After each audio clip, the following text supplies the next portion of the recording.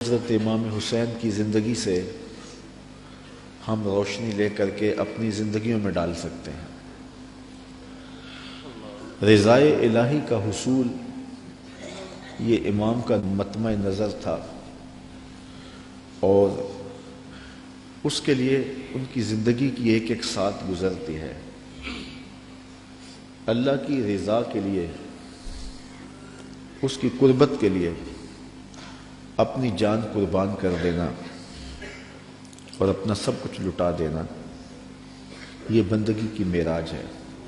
حضرت امام حسین رضی اللہ تعالی عنہ کو پہلے سے یہ معلوم تھا کہ وہ شہید کر دیے جائیں گے۔ آپ کے پورے خاندان کو اس بات کا علم تھا۔ حضور کی زبان سے یہ بات خاندان میں پہنچی تھی، لیکن کسی ایک نے بھی آ کے حضور سے نہیں کہا کہ حضور دعا کر دیں یہ مصیبت ٹل جائے اور کربلا میں جو مشکلات آنے والی ہیں، جن کی خبر دی جا رہی ہے، وہ مشکلات ان پر نہ آئیں۔ آپ تاریخ پڑھ لیں، یہ نہ حضرت سیدہ فاطمہ نے کہا ہے، نہ مولا کائنات نے آ کے عرض کی ہے، نہ خود امام حسین رضی اللہ تعالی عنہ نے حضور کی بارگاہ میں کہا ہے، نہ حضور نے کہا ہے کہ مالک حسین سے شہادت ٹال دے، بلکہ حضور کے ہاتھ اٹھتے ہیں تو دعا یہ نکلتی ہے، اللہم آت الحسین صبرا و اجرا، اے اللہ میرے بیٹے حسین کو صبر بھی بخش دے، اجر بھی بخش دے۔ تو حضور نے کیوں کہنا تھا کہ میرے بیٹے کو شہادت نہ ملے؟ وہ تو اس امتحان کے لیے تیار کر رہے تھے۔ استاد جب شاگرد کو پڑھاتا ہے، محنت کراتا ہے، تو وہ یہ کبھی نہیں چاہتا کہ میں نے جو اس کو محنت کروائی ہے اس کے امتحان نہ ہو۔ وہ کہتا ہے یہ امتحان گاہ میں جائے، زمانے کو پتہ چلے کسی استاد نے پڑھایا تھا۔ تو حضور حضرت امام حسین کے لیے دعا مانگ رہے ہیں کہ مالک اسے صبر بھی دے، اجر بھی دے۔ جب کربلا میں حسین پیاس کاٹے تو پھر بھی ان کی زبان پر شکایت کا لفظ نہ آئے تو لوگ کہیں واقعی پیغمبر کی زبان چوسی تھی۔ حضرت امام حسین واقعی حضور کے کندھوں پہ کھیلے تھے، حضور نے ایسے ہی اپنا بیٹا قرار نہیں دیا تھا۔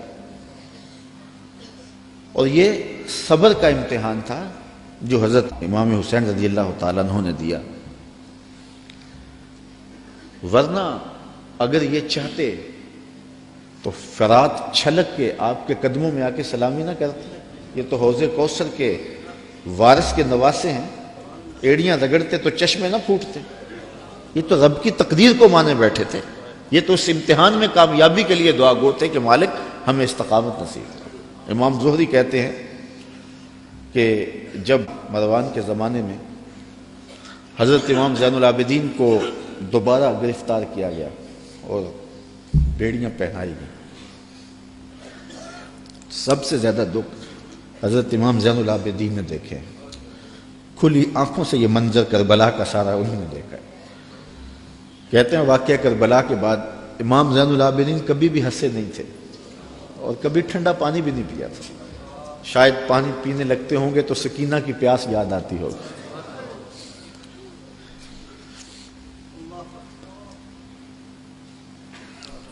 لیکن آپ کے ہاتھوں میں ہاتھ کڑیاں ڈال دی گئی اور قید میں ڈال دیا گیا۔ امام زہری کہتے ہیں کہ میں نے جو ہی امام کو دیکھا تو امام زہری رو پڑے۔ امام زین العابدین نے کہا زہری رو کیوں رہے ہو؟ میں نے کہا حضرت آپ کے ان ہاتھوں میں ہاتھ کڑیاں ہیں، پیغمبر زادے ہو، دنیا کو دین دیا ہے، اور آج آپ کے ہاتھ میں ہاتھ کڑیاں ہیں۔ امام زہری کا دل پھٹتا جا رہا ہے۔ امام زین العابدین فرمانے لگے زہری پریشان ہونے کی ضرورت نہیں، ہم تو اس کی تقدیر کے اوپر راضی ہیں، ورنہ یہ زنجیریں کیا ہیں؟ آپ نے جھٹکا دیا، زنجیریں ٹوٹ گئیں۔ کہا یہ ہمارے لیے نہیں ہے۔